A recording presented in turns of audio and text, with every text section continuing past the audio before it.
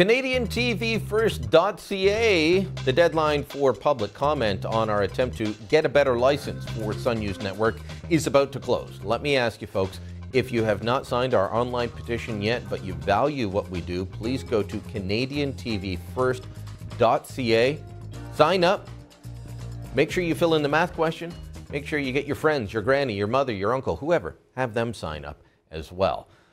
There is a new move in Ontario to boost gambling revenues. And unfortunately, this is something that goes on across the country, is that provincial governments have decided that while they're the gambling regulators, they'll also make sure that they're the only people that can run gambling operations. So Ontario is looking at having several new casinos open. There's a series going on in Sun media papers and on the Sun Plus. Kelly Pedro has been taking a look at who the winners and the losers are. She joins us now from London. Kelly, this is really an attempt to boost revenues that used to be sky high and have plummeted over the last 10 years, isn't it?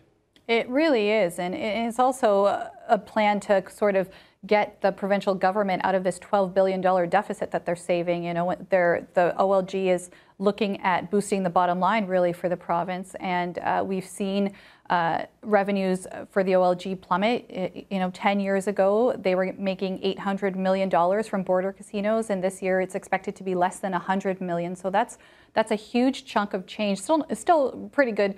A take for the government, but a huge loss for them really as well. We're looking at a graphic right now which shows that Ontario making much less than Alberta, Manitoba, Saskatchewan, the prairie provinces in a per adult revenue system. So we're not making as much as the other provinces. I mean, here's part of my question though, and I guess there's a bit of this as they look at partnering with the private sector is, the government says they have to control gambling because gambling's bad, but then they're looking to get out of the deficit by this. This is a bit of an odd thing, but are they looking at making more money and getting out of running these things at the same time?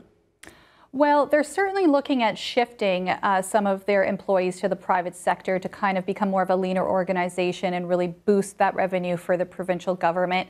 You know, but really the fact is that this provincial government, like every provincial government since casinos were introduced 20 years ago, is addicted to the revenue that comes with them, you know, and that's really a lot of money to walk away from. And so I don't know that we'll ever see a situation where a provincial government really hands over the keys to the gambling industry to the private sector, because I think that they're just too addicted to that money.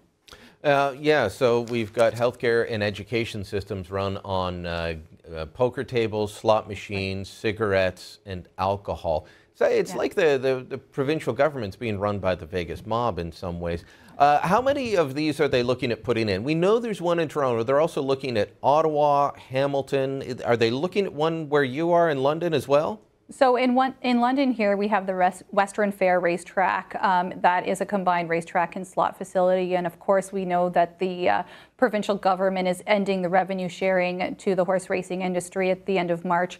So we're not sure which racetracks yet will survive. We know that Woodbine got a 2-year interim deal, but we also know that they laid off 100 people recently. And so we're not sure which racetracks are going to survive. We know that the province wants a casino here, and we know that they want one that has table games with it. Whether they'll get it or not, we're still not sure. Yeah, I love that they claimed that this was a subsidy to the racetrack industry. Only in a government mentality would saying, here, let us set up our slot machines here and we'll pay you a cut be considered a subsidy.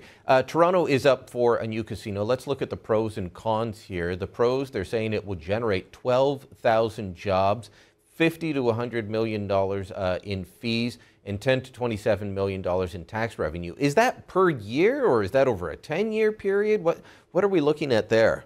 Yeah, well, those are numbers from the OLG, so I'm not sure how they've broken that down, and those are really what they're saying Toronto will make from that.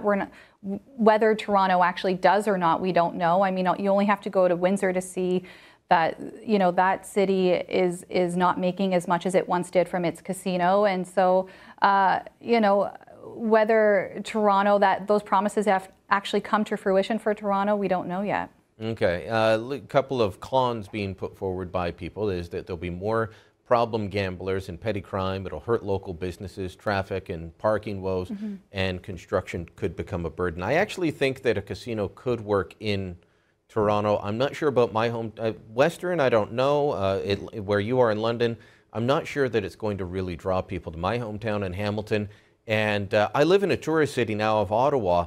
People come to see Parliament buildings and the National Art Gallery. I don't think they're going to say, let's go visit Parliament and run the roulette table as well. But we'll see on that.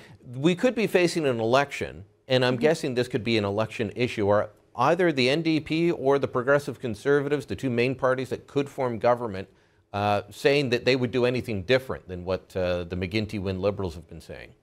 Well, the Progressive Conservatives say that if they had their way, they would wind down the OLG and shift the gaming industry to the private sector, that they know how to run it, and that the government could actually make more money by doing that, because the private sector would make them more money. And so if their plan is that that would completely become a private sector industry, and that the government really has no business other than to be the toughest regulator around.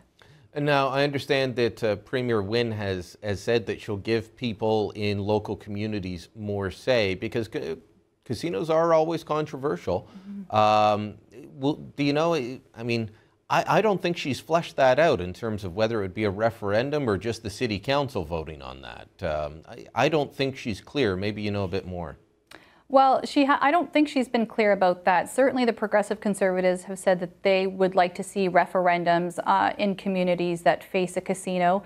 We know that from the Progressive Conservatives and both the NDP say that the people they've been talking to in those communities say that they sometimes feel like they've been bullied by the OLG, that if they don't accept a casino in their area, that they would just widen the gaming zone and have one in a neighboring city. And so, I mean, the OLG denies that. They say that people are happy to do business with them. So, you know, we're not really sure what Premier Wynne's plan is, whether it'll be a council vote or a referendum.